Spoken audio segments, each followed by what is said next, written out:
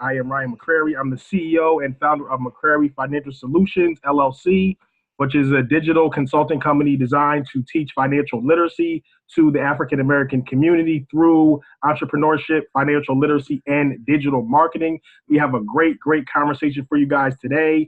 I'm going to bring the guest on in 1 second. 1 second, but I need everybody to do me a favor. If you watch us on replay, type replay down in the chat, type your name and where you're from. You can put all your questions, all your comments inside of the chat. So without further ado, I'm going to read her bio. We have a special guest today, Dr. Kela Henry from BTC Creations. Let me read her bio. She graduated from the Medical College of Pennsylvania, Hahnemann School of Medicine in 1999. That was something I just found out that's in Philadelphia. Before returning to her home state of Georgia and completing her residency program at the Medical College of Georgia, Augusta, she specializes in family medicine and runs a successful practice in the metro Atlanta area, which is part of the Emory healthcare system. That's a big deal if you didn't know already. She is the advocate for all teenage girls, and she is the author of a brand new book, Nia and the Numbers Game, a teenager's guide to education, relationships, and sex. So without further ado, I want to welcome Dr. Kela Henry. How are you doing today? I'm doing well, Ryan. Thank you very much for having me. I need to make one small correction. Yes. It's actually BTH. BTH. Okay, I'm sorry. BTH Creations. I'm sorry. No biggie. Sure. I'll forgive you this time. Well, thank you. Before we even get, to the nuts and bolts of you and the book, just give people, a brief background, but just give people, I guess, a more formal background about yourself and just, your background. Sure. I am a Georgia peach. So yes, I'm a Georgia native. It seems like there are not a lot of us around anymore because so many people have moved to the Atlanta area from other parts of the country. I grew up in Columbus, Georgia, which is a little town about 2 hours southwest of Atlanta. My father was military, but I didn't have the stereotypical Army brat type of experience where you're moving around like every couple of years. I actually stayed put in Columbus while my dad did a few of his tours. So there was a lot of stability there. I went to Pacelli High School and graduated in 1990. I guess I'm telling my age a little bit there. You look 25. There we go. That melanin is magic, right? Absolutely. At any rate, after I graduated high school, I attended Spelman College. So that's when I came to Atlanta. And after graduating from Spelman, I decided I was tired of Georgia. I wanted to go someplace else. So I got accepted to medical school in Philadelphia. And I spent the next 4 years in Philly. After I completed my MD training, I realized how much I missed the South and actually came back to Georgia and completed my residency and internship training at Medical College of Georgia in Augusta. I wanted to be closer to the Atlanta area, but not necessarily right down in the city. I wanted to be close enough to my family, but also have my own independence and make my mark outside of Columbus. And so I became a part of initially Gwinnett, the Gwinnett Hospital System, and that's in Gwinnett County, which is a little bit north of Atlanta. And then 6 years ago, Emory came calling and purchased our practice, and so now we're a part of the Emory healthcare system. Okay, that's great.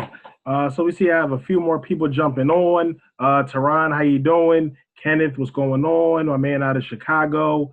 So yes, guys, put all your comments, your questions in the chat on Facebook, or if you're in the Zoom session. Also, if you're on Facebook Live, please do us a big favor and please share. We need you to share this. We need you to comment. We need you to like, put some hearts up. This is a great conversation. Please do not be surprised if you turn on the TV and you see her sitting next to Oprah. Please do not be surprised if you see her on tour with Michelle Obama.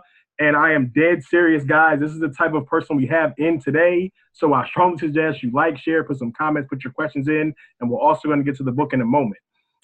So, as far as becoming a doctor, which is great, we always hear, grow up to be a doctor, grow up to be a lawyer. We've heard that we need more doctors and lawyers in our community, but not, I don't see, at least in my life, what I've seen, I don't see a lot of people actually go for it and do it. So, for you, is it something you always wanted to be a doctor growing up, or, did it come later in life? Was it like an aha moment, an epiphany? What was that, I guess, decision and ultimately journey like? Okay. Actually, I did not know that I wanted to be a doctor as a little girl. Oh. As cliche as this sounds, I just knew I wanted to help people. I just wasn't exactly sure what avenue I would take to do that. When I started college, my advisor read my personal statement and said, well, Miss Henry, I think you need to take Biology 101. And that's what I did. And every single young lady in that class was an aspiring physician. So in a way, it was kind of like positive peer pressure for me. I thought, well, everybody else in this class is going to be a doctor. I can do that too. So that's when I made my decision, actually. It was my freshman year at Spelman after taking Biology 101. Wow, that's interesting. And yeah, like we talked about before we went live, my daughter's 9, she will be 10. And I just told the other day, I was like, "You going to Spelman?" I was like, "I want you to go to Spelman." She's like, "What's that for?" She doesn't know what that is. So we went online, we looked at it, and I really would like her to go there. I'm not, of course, going to force her, but I already have that in her mind, thinking about that. Like, Yes. what is Spelman? Where is it? Now with social media and looking online, you can actually see it. We can see the campus. We can see some of the students that attend there, the alumni, stuff like that. But that's something that, I definitely am already planting that little seed in her head. Like, I want you to go there. That to me, that's where Black excellence, is happening, in my opinion. Yes, absolutely. So I'll be looking for her to be a future Spelmanite. I'm definitely a proud Spelman grad. Okay, When that's great. we get ready, once we graduate from Spelman, I feel like we're ready to run the world, not run after it. Mm, mm, that's great. So yeah, I'm already putting that in her ear right now. So let's definitely, get to the book. So guys, this is her book, Nia and the Numbers Game. It is a teenager's guide to education, relationship, and sex. It is a great book. I read it completely. I may not be the target demographic for the book, but I read it. I liked it as a father of a daughter. Even for the men in here, I think it's important that you read this book, that you buy the book, that you read it, with your child. If she's under 10, or if she's 5, I don't think you should be reading it with her yet. But if you have a teenage daughter, which I know some of you guys in here have, I would strongly suggest getting the book. We'll tell you how you can get it in a moment. But the first thing I want to ask is, I guess, what what inspired you to write it? What made you want to write it? What made you want to be an author? What was that thought process like?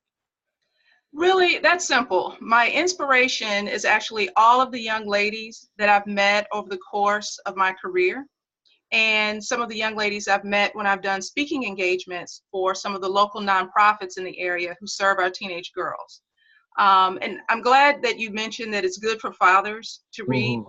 I encourage parents to vet the book for their daughters. I don't have anything in there that I'm ashamed of, and I think it's appropriate for parents to read it with their kids. And I feel like my book is one that young ladies will refer to and refer back to again and again, even after they finished reading it. As far as, again, the inspiration and the idea to become an author, over the course of my career, I can't even count the number of young ladies who come into my office with various issues, right? And one of the big ones was teenage pregnancy. And it happened all the time. The young lady comes in with her mom. Mom has discovered that she's become sexually active, and you can cut the tension with a knife. So it's like, all right, check her for everything, Dr. Henry. And I've never had a young lady say that she was happy about losing her virginity. It's always, I feel embarrassed, I feel ashamed, I regret it, I'm upset, I feel bad. And it's because they weren't ready for the consequences. Mm-hmm. And I was like, I don't like what we're seeing right now in the media. I grew up on the Cosby Show, right? You had Claire Huxtable and those types of role models out there. And in a of different course, world and stuff like that. exactly. I mean, a little bit of trivia here. Some of the scenery on A Different World that was shot on Spelman's campus. Oh wow, really? So yes. So Thursday nights, everything stopped. I remember those nights. Like if somebody called you, and when the Cosby Show or A Different World was on, it was like, why are you calling me? Don't you know? Cosby Show's on. At any rate, over the course of the years as I've grown up, it seems like the messaging in the media has become very negative that's targeted toward our young ladies. And rather than me just complaining about it, I was like, let me do my part to give back to the community. And I figured a book would be the best vehicle for doing that. And instead of me just working one-on-one with young ladies as they come in as patients, then I can do one to many, so to speak. I can get this book, ideally, all over the country, and then on the continent, all over the world, ideally. It's for kind of like that 13 to 17-year-old age group, but for girls who are younger, absolutely. I think their parents can read the book along with them. Mm-hmm. And I definitely agree. So, guys, if you're just coming on, I'm speaking with Dr. Kela Henry. She is the author of the brand new book, Nia and the Numbers Game, A Teenager's Guide to Education, Relationships, and Sex. Now, before we even go on, just let people know how they can get the book. What's the website and everything. I'm going to put it in the chat before we go like in the deep in the book and tell you what I liked about it, what, I think you guys should read. How can people get a hold of it if they would like a copy? Sure. They can go to my site, www.bth, that's like Bravo Tango Henry, creations.com. It is also available on Amazon. Okay. So I just put it in the Zoom chat. We're also going to put it in the Facebook chat. Someone else in the Facebook can please drop the link in there as well. So that's bthcreations.com. That's B as in boy, thcreations.com. Get the book. I'm telling you, it is, if you have a daughter, if you have a niece, if you have, a little sister, something like that, this is a very, very good book, a very, very important conversation that we are having today. So, next I just want to highlight, a lot of things that I just liked about the book. I mean, the first thing, number one that I loved about the book is after each chapter in the book, there's like a let's talk section. So, the book overview of the book is about a woman named, a teenager named Nia Ferguson. And it just goes through basically her entire journey as a woman, from a little girl to middle school, high school, college, pre-med. She ultimately becomes a doctor as well. Pre-med, undergrad, and then medical school, and, eventually meeting her husband, having a baby, stuff like that. But after each section of the book and each section of her journey, there's a let's talk section. So like after she, has her first period, there's a let's talk from Dr. Kela, for teenage girls going through that situation. In high school when, it's everybody's talking about losing their virginity or, people maybe getting STDs or maybe, getting pregnant. There's a let's talk section about that. So that's just the first thing I wanted to highlight that I really, really liked about the book. Another thing I really, really liked about the book is the realness. It's real, but it's still, it still has a fine line on the appropriate conversation. It doesn't go overboard, but it doesn't sugarcoat it. She lists every single STD in here that women need to be aware of. So I really like just the realness about that because even me as a male, looking back, I'm 31 now, I'll be 32 soon. We didn't have growing up, like we didn't have these conversations. I didn't really understand how real it was. You know what I mean? Like, honestly, like, yeah, I had a child, my first child when I was 21, 22, and I had no idea what the hell I was getting myself into, honestly. I have to be completely honest. Like, I didn't, like even in high school, looking back on some of the things I did, we just never had conversations about the realness of sex and relationships and stuff like that. So I think, now, especially in today's climate of social media and reality shows and Cardi B type people, disrespect to them, but I think it's important to have these conversations. So, why do you think a lot of these conversations, especially in our community or with your parents, seem as taboo, or people don't want to talk about, sex or money, stuff like that. Why do you think these conversations are maybe seen as taboo in our community? It's just cultural tradition, I believe, Ryan. Mm-hmm. And a lot of it has to do with our religious teachings as well. We've been taught that sex is dirty and bad and sinful. Mm-hmm. And therefore, if something's dirty, bad, sinful, most people want to avoid talking about it because it makes them uncomfortable. The downside of this is our kids have to face the reality of sex. I mean, everyone who's on this chat, you and I exist because our parents had sex, right? It's a fact of life. Mm-hmm. And so people just avoid talking about it because it makes them uncomfortable. And that's why it's considered taboo. Problem is, when people don't have the information, then they can make poor decisions because they don't know, oh, well, I have other options. And actually, sex isn't bad. It's just that sex isn't for children, it's for adults who have the financial, emotional, and spiritual wherewithal to be able to handle the consequences of engaging in sexual activity, whereas children don't. And going back to what I mentioned before, I don't like what's being promoted to our girls. Social media, even this reality TV show culture that's out now. I really don't like that. It shows our young ladies, adult, particularly African American women, what I call cursing, cooning, clowning, and catfighting for the cameras. Mm-hmm. And for parents who allow their daughters to take that into their minds, it's propaganda, and it's training them to behave in this way as opposed to resolving conflicts with class.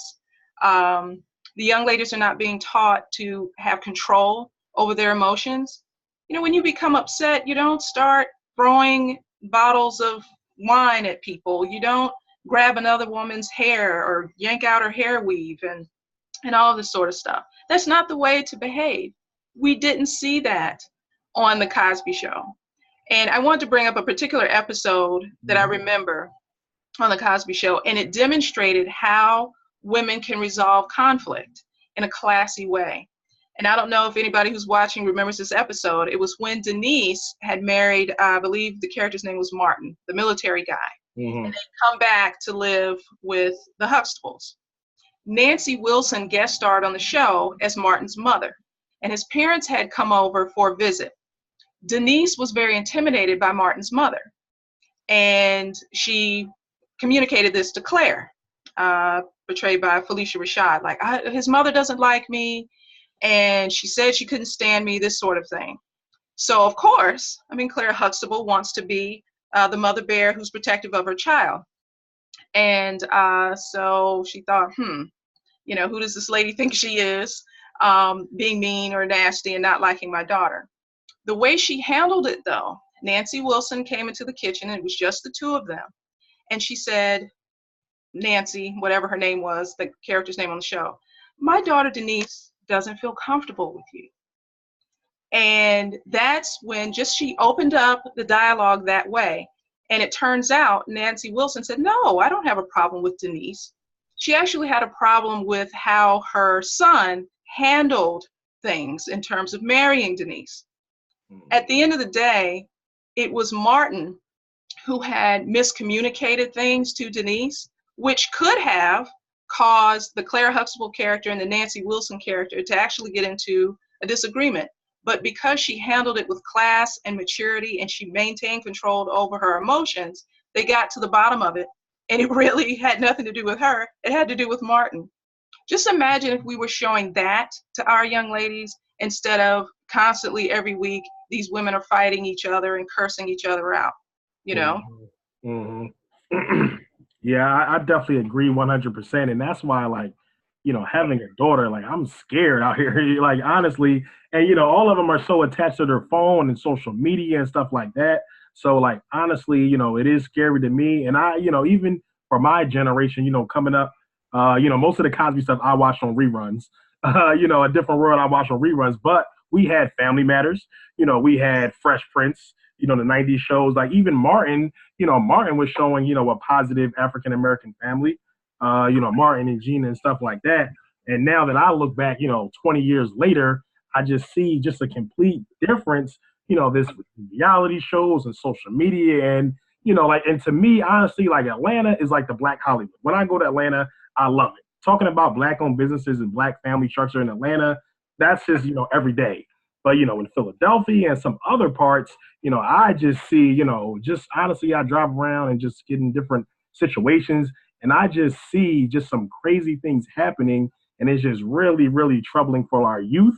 So I think people like you are extremely important in our community. We have to highlight you. Everybody needs to know about this book. We need to change the paradigm for our Yes. community and for the future because, collectively, I just see us honestly going on a bad path, honestly. Now, another thing I really love about this book is the story. It's not just about giving information or information overload. It is a story about, a fictional story, but, about a young woman's life and her journey. And it's a very, very well written story. I told you before we got live, I'm going to say it publicly. I honestly thought I was reading like a Toni Morrison book or something like that. Like, and I'm dead serious. Like when I read like The Bluest Eye or Beloved, back in college, this brings me back to that time and just brings me, back to that thinking and that type of literature. And it's just a really, really good book, y'all. So I, strongly suggest you get it. You read it with your daughter. You have these conversations with your children because these conversations, like I said, are very, very important. So, I mean, I guess, the last couple questions before we let you get back to your very, very busy day. Another thing I noticed in the book and just in my life in general, as I look back, as I get older, when you talk about, sex and these type of quote unquote taboo conversations, it's more than just like about sex. Like in the book, it talks about like education, the educational structure that Nia was in, college and Spelman and, med school, stuff like that. The family structure that even though her parents got divorced, she still had both of her parents in her lives, her peers and, what, her peers do and how they converse and what type of peers you have. All that, plays a part in, early pregnancy or getting an STD, God forbid, stuff like that. And that's something, like I said, I see and just look back on and just didn't realize how important that stuff is. Me, my father passed away when I was 5, unexpectedly from a heart attack. So I can just see, how that portrayed in my life, not having a father in the home, not having anyone to really school me on sex and relationships and stuff like that.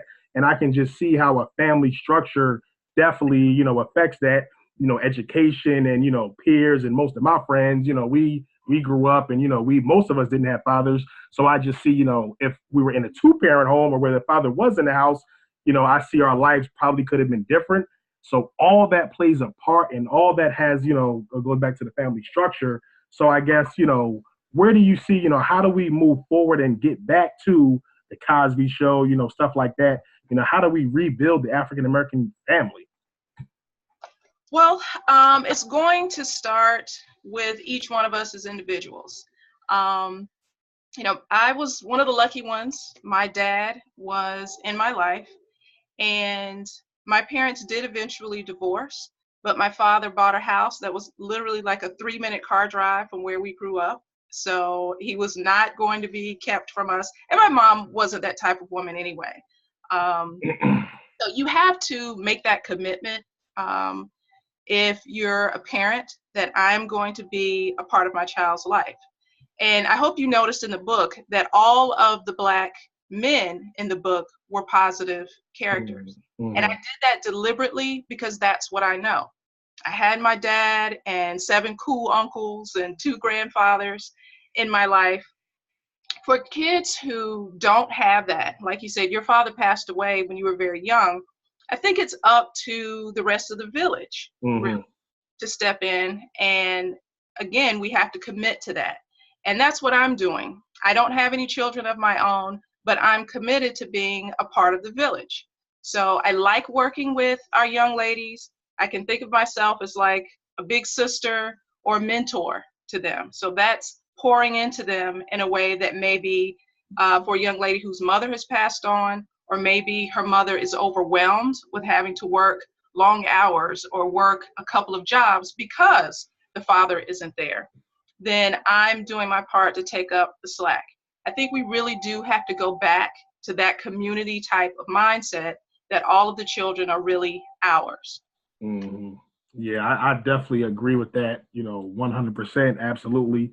Yeah, I agree, and I think I want to honestly thank you for that because we need more of that. And me, I honestly try to do that as well. Even though God forbid my father passed away, me, I anybody else that's younger than me, that doesn't have father in the home or needs a mentor or anything like that, I want to be that advocate. I want to be that mentor because I definitely see the differences when the parents aren't in the home or the father's not around. Like that's why I'm so overprotective over my daughter. And then I see some of her friends or other even cousins I have, little cousins in my family, that fathers may not be around. I'm seeing what they're posting on social media. I'm seeing how they talk and the words they're using and stuff they're saying, and I'm checking them like, no, like that's not acceptable, especially with social media nowadays. Like you said in the book, about sexting and all that type of stuff. Nowadays, it's out there for the world to see. Someone will screenshot it, someone will tag you, it'll be shared across multiple different platforms, and then that's it. It's not like back in the day, where not everything was so exposed, not everything was overboard. So I guess, guys, if you have any questions, we're going to get out of here in a few minutes. If you have any questions, please put them in the Q&A section or the chat section or in the Facebook Live. If you have any burning questions that you want to ask Dr. Kela while we have her for the last few minutes, I would strongly suggest you ask them now. If you would like to get a copy of the book, go to bthcreations.com. That's bthcreations.com. And how much is the book? I think it's like only 13 or 14 bucks. $13.99. It is well worth it. Trust me, this could literally save your child from, being an early mother, God forbid, contracting something like that. I'm just saying that's just how powerful the book is, honestly, in my opinion. So if you want to get a copy of that, go to bthcreations.com. That's bthcreations.com. So we just have a few comments in the chat. So Tommy says, extremely intelligent Black queen doctor. If more sisters were like Dr. Kela, I commend you, Ryan. Thank you. Yes, thank you for that, Tommy. Salute to my Black family and strong salute, Mr. McCurry and Black beautiful queen doctor. Yes, thank you. Thank you so much for that. Now we do have one in the Q&A. Someone just says you need to do another interview with Dr. Kela. Okay, we'll try to work on that. She's very, very busy. So we want to thank you for just being here.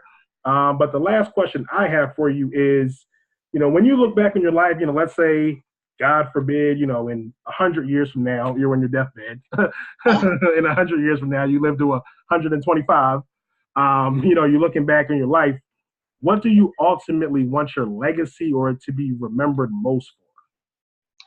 I want to be remembered for doing my part to raise the positive self-image and the self-esteem of Black girls. Mm-hmm.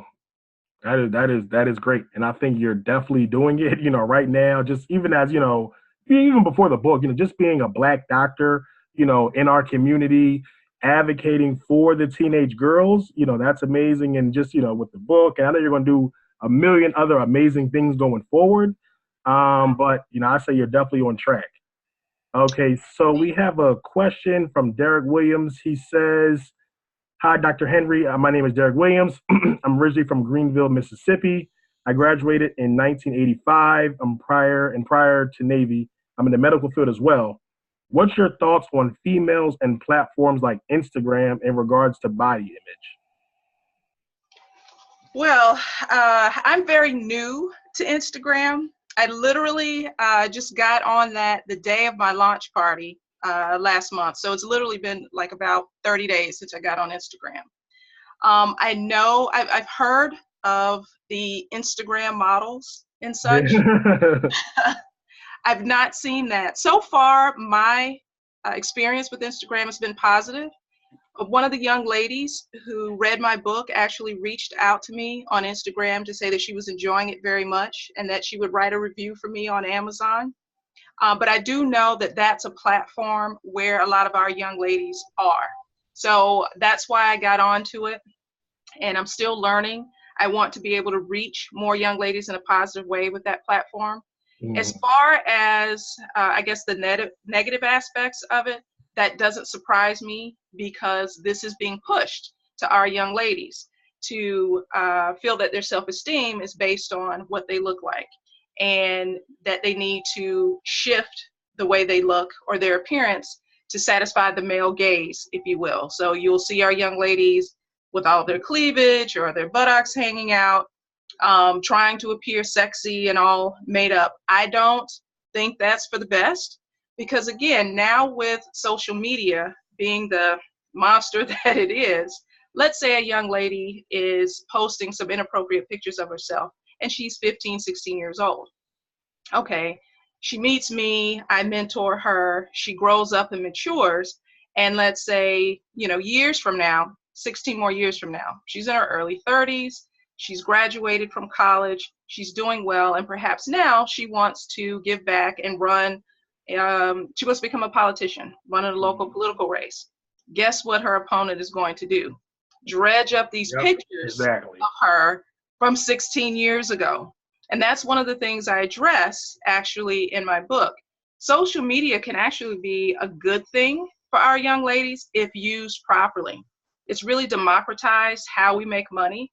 Your daughter, if let's say she's an artist, I mean, she can post some of this on Instagram and start earning some of her college money, frankly. I think it's going to be up to us as the adults to familiarize ourselves with each of these social media platforms. We have to do our research and find out which of the platforms that the children are using. And then we have to school them. We have to have these conversations like, listen, you understand this can be used against you. You understand why I don't want you to post these types of pictures. This can attract creeps, because kids don't think this. They're just thinking, oh, I want to get likes. I want to get attention. And so we have to do our part as the adults who have the wisdom and the experience to research it, sit down with the kids and explain what's appropriate and what's not. Absolutely. I agree 100%. And me, since I guess like you said, you haven't been on that long. I've been on Instagram for about 5 years now, and it's crazy. Like I have to be honest, like it can get crazy. I've seen some crazy things on there. I've seen some things that we probably can't even share right now. But yeah, I mean, it can definitely get crazy. And this, just the whole culture, like we talked about, a few minutes ago, I just see it going in the wrong direction, with the reality show culture, with the strip club culture, before, girls didn't want you to know you were a stripper or whatever case may be. You were just doing it to go through college. Now, it seems like it's kind of, people advocate for it, or it's being promoted. People are on there, doing crazy things and twerking and stuff like that. And I'm just like, we got to get hold of our community. We definitely got to get hold of our community. Now, Derek says, so my question in regards to what appears to me that women can't take enough. Why do you feel about, I guess, young women who can't take enough pictures or selfies of themselves? I saw a young lady yesterday scroll through what it looked like 50 photos of herself. I guess that gets to image of yourself. And that is a good point, Derek, because especially with like the Instagram culture, people are always trying to, look good and, put the right filter on and just portray an image. Like I know people, who will wear certain things or go somewhere just because it'll look cool on Instagram, so I think that's just another conversation as well. We need to touch on, what, beauty looks like and people trying to portray an image on social media. But a lot of people have to realize that perception is not the same as reality. And you did, touch on this in this book, of, what you see on Instagram of a celebrity, they're like, looks good, it may look well, they may look like they're happy in a relationship or their life, or, financially looks like they're doing well. But we have to realize that perception and reality are two completely different things. Okay, so one last thing. He said I use an app called Screen Time Labs where you can actually see what they're doing in a website search history for your child's phone. That's good. I can't watch everything she does, but I definitely can let her know that I'm there even when I'm not physically with her. Oh, so that's it. That's a great. Yeah, I think I've seen screen time. I think I have that on my iPhone screen time, but I didn't know exactly what it was. So that's just another parameter to have for your children. So I think that's a great idea and point, Derek. And I'll say, the last things I'll say is, my daughter begged me to get on Instagram, and I was like, I was hesitant for so long, and I finally let her on Instagram. But I also have, the notification set up so anything that goes to her phone goes to my phone.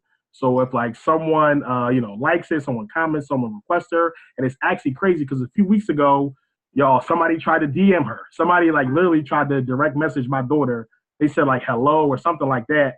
They immediately got blocked. Like literally immediately got blocked. And what you talk about in the book is good as well.